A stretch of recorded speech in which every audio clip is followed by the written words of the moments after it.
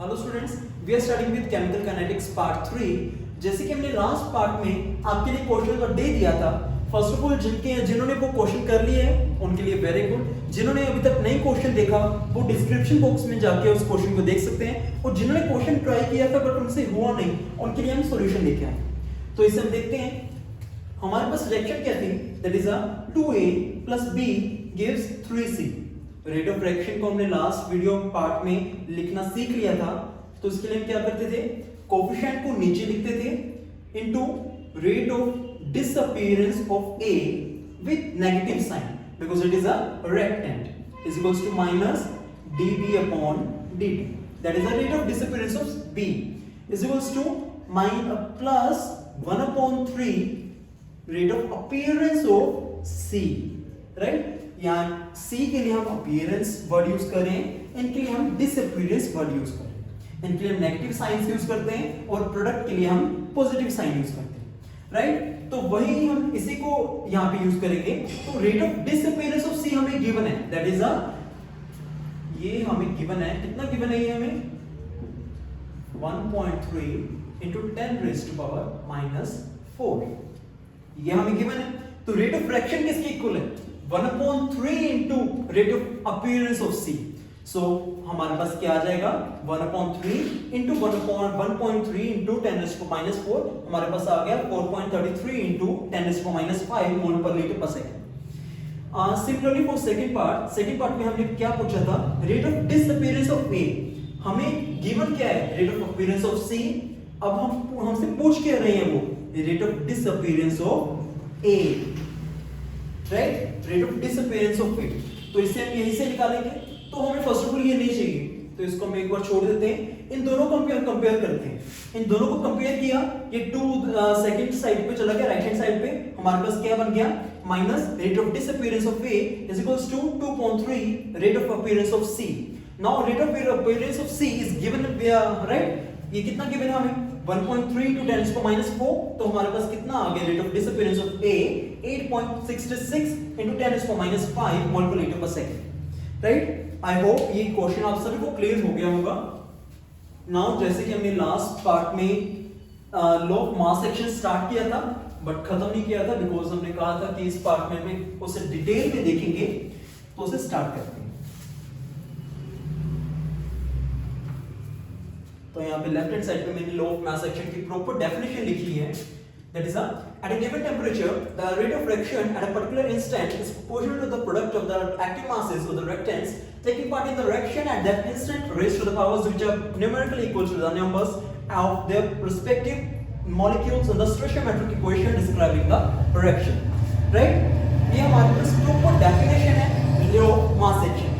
इसके मुताबिक हमें क्या कहना क्या चाह रहे हैं, अगर हमारे पास रिएक्शन है A + B gives products, right, तो इसका हम रेट ऑफ रिएक्शन कैसे रिप्रेजेंट कर सकते हैं, ये हमें क्या कह रहे हैं। फर्स्ट ऑफ ऑल यहाँ पे ना एक्टिव मासेस वर्ड आया है। एक्टिव मासेस को हम डिस्कस करते हैं। एक्टिव मासेस क्या होता है, active masses is defined as number of gram moles divided by volume in liters, right, number of gram moles. If I have a substance having a weight W and molecular mass M, capital M, so number of gram moles हमारे पास क्या आ जाएगा, W upon capital M। so active mass हमारे पास क्या आएगा, W upon capital M upon V।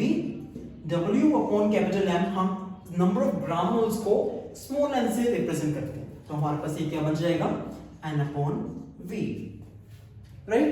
जैसे कि हम पहले ही हमने कहा था, जैसे ये डिस्कस किया था ना, PV is equals to nRT, उसमें हमने V को उधर ले गए थे N upon VRT, तो इसको हमने C लिखा था। C stands for concentration. आपको ये एक जैसे लग रहा होगा, राइट, बिकॉज ये कंसंट्रेशन की ही हमने बात कर रही है। यहाँ पे भी कंसंट्रेशन की ही बात कर रहे थे हम, और यहाँ पे भी हम कंसंट्रेशन की ही बात करेंगे।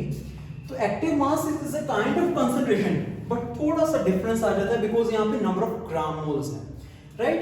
तो रेट ऑफ हमारे पास क्या है कि एक्टिव मास, हमने रिएक्टेंट्स के एक्टिव मास देखने हैं कि instant at a particular instant उसका एक्टिव मास कितना है, फॉर एग्जांपल ए का एक्टिव मास इतने और बी का एक्टिव मास इतने, तो rate is directly proportional to product of the active masses, right. यहाँ पे अभी कोएफिशिएंट्स 1 1 है।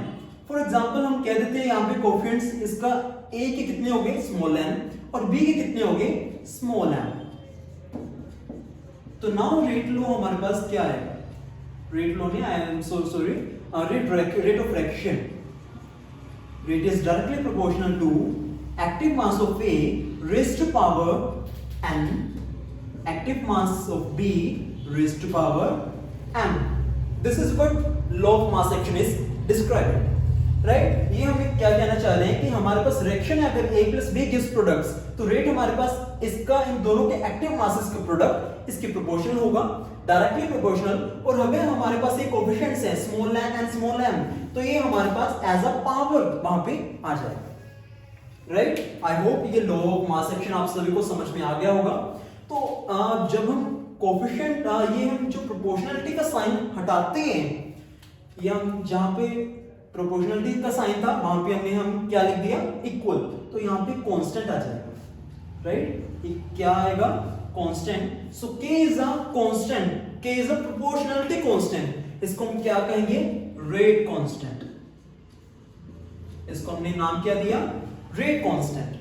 तो रेट कांस्टेंट की डेफिनेशन क्या आ सकती है, rate constant is defined as rate of fraction when active masses of the reactants tends to 1. जब हमारे पास ये दोनों 1 हो जाएंगे, that is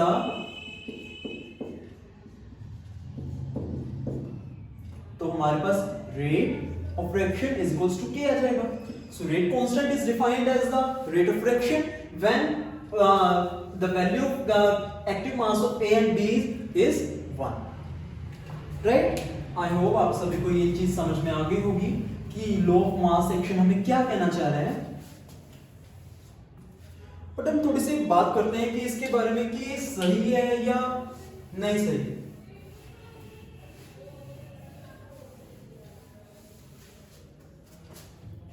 तो हमने अभी देखा कि रेट किसके इक्वल आ गया, k is a rate constant, a raised to power small n, b raised to power small n। इसका मतलब है कि a के n मॉलिक्यूल्स इसमें पार्ट ले रहे हैं, इस रिएक्शन में पार्ट ले रहे हैं, but it is not experimentally true, because experimentally हमें क्या पता चला कि कई बार क्या होता है कि जितने मॉलिक्यूल्स हमारे पास प्रेजेंट हैं उतने ही मॉलिक्यूल्स उसमें पार्ट नहीं ले रहे होते, बट उससे थोड़े से कम ले रहे होते हैं। फॉर एग्जांपल अगर मैं आप बात कहूं कि अगर n है तो n में से हो सकता है अल्फा ही थोड़े से पार्टिकल्स ही पार्ट ले रहे हो, और अगर हमारे पास m है तो थोड़े से ही उनमें से पार्ट ले रहे हो, that is a beta, right. तो हमारे पास असल में रेट क्या आ जाएगा, rate is equals to k a raised to power alpha b raised to power beta,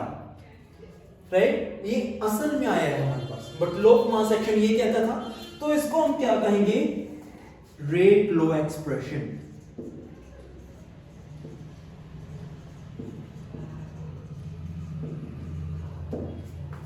right. तो जैसे कि हमने अभी देखा कि लॉ ऑफ मास एक्शन कई जगह पे वैलिड नहीं है कि जितने मॉलिक्यूल्स प्रेजेंट होते हैं उतने पार्ट नहीं ले रहे थे। तो उसके लिए हमारे पास 2 एग्जांपल्स हैं जो हम डिस्कस करेंगे। First example is 2N2 which is present in gaseous state plus F2 that is a fluorine gas plus in which is present in gaseous state obviously gives 2NO2F, right। तो इसमें अगर हम law of mass action को use करें तो हमारे पास rate क्या बनना चाहिए, रेट हमारे पास बनना चाहिए k that is a rate constant NO2 raised to power 2 into F2, right। But ये हमारे पास गलत है। एक्सपेरिमेंटली हमें क्या मिला कि हमारे पास रेट क्या होता है, that is a k rate constant NO2 into F2। NO2 का मॉलिक्यूल्स 2 प्रेजेंट है, बट पार्ट असल में कितने ले रहे हैं, ओनली 1, राइट। तो ये हमें यहां पे पता चला कि लॉ ऑफ मास एक्शन हर जगह पे काम नहीं आ रहा, राइट। तो हमारे पास नेक्स्ट रिएक्शन है 2N2O5 which is present in gaseous state gives 4NO2 which is present in gaseous state plus oxygen। इसके लिए अगर हम लॉ ऑफ मास एक्शन लगाएं, that is the rate is equals to k stands for rate constant obviously N2O5 raised to power 2 which is obviously coefficient. अगर हमारे पास लो mass action लगाएं तो ये हमारे पास बनना चाहिए, but still it is wrong. हमारे पास असल में क्या होता है, रेट इज इक्वल्स टू के rate constant into active mass of N2O5. Right, तो इस दो एग्जांपल से हम गेस कर सकते हैं कि एक्सपेरिमेंटली हमारे पास रिजल्ट कुछ और आ रहे हैं, बट लो मास एक्शन से कुछ और आ रहे हैं. तो हम लो मास एक्शंस को क्या कहेंगे कि अगर हमारे पास N A into Na plus Mb gives products, right? तो हमारे पास लॉ ऑफ मास एक्शन के मुताबिक क्या बनता है, rate is equals to k active mass of A raised to power n active mass of B raised to power m. ये हमारे पास लॉ ऑफ मास एक्शन के अगर हम फॉलो करें तो बनता है. अगर हम रेट ऑफ एक्सप्रेशन को फॉलो करें तो हमारे पास क्या बनेगा, k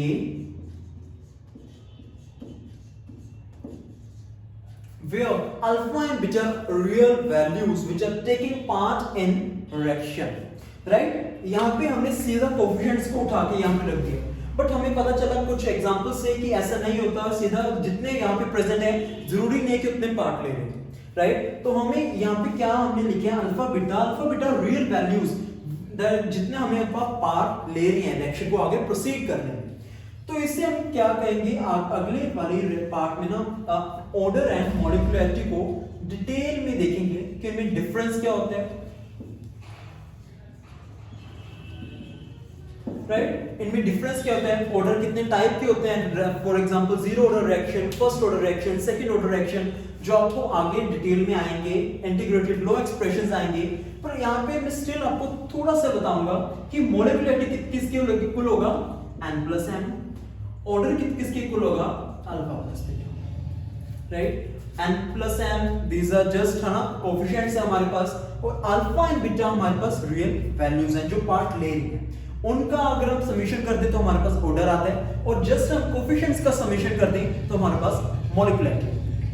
राइट, इसको हम डिटेल में नेक्स्ट लेक्चर में पढ़ेंगे.